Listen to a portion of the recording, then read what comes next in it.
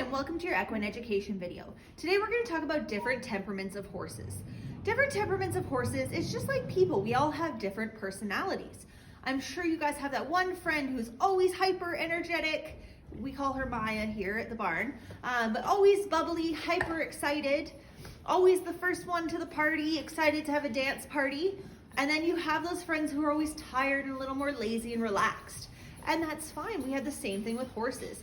But it's super important to be able to recognize and diagnose what type of personality you're working with, or kind of temperament you're working with when it comes to your horses, because different temperaments suit different disciplines and different levels of riders.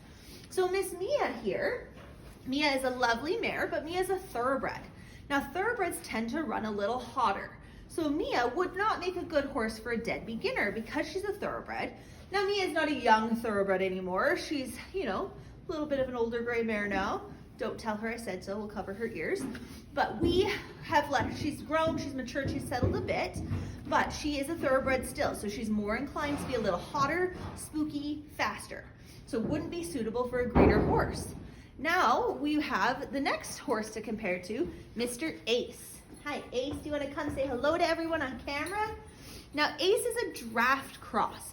So he's big bodied, and he is actually a retired police horse. And horses that are bigger draft horses tend to be on the quieter, lazy side. So Ace is great for somebody who's upcoming and learning. He's less likely to be spooky. He's less inclined to be reactionary to things like wind or things moving or someone coming in the door. So it's much safer. He's pretty sure I have cookies. So he's a safer choice for somebody who's a beginner over a thoroughbred, right? But he wouldn't be a suitable choice for somebody who wants to do a lot of cantering and bigger jumping, because they'll have to work really hard to get all of this going. Now we're gonna look at someone who's kind of in the middle of both, is Mr. Picasso.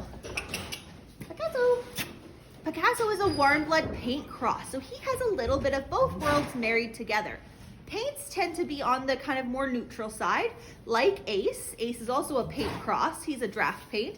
But Picasso's a warm blood paint. So warm bloods, they actually give them the nickname dumb bloods sometimes, because when they're younger, they're silly and hotter, similar to our thoroughbreds, but he has the paint. So he has a little bit of the calm and the hot all at the same time. He's a bit of fire and ice in there, and it creates a great balance for our intermediate riders. So he's a great progression from Ace, and he'd be a great one to prepare you for a horse like Mia. So it's super important to know what our horses' temperaments are, to know what rider levels and what kind of capacity each of our horses should be used for.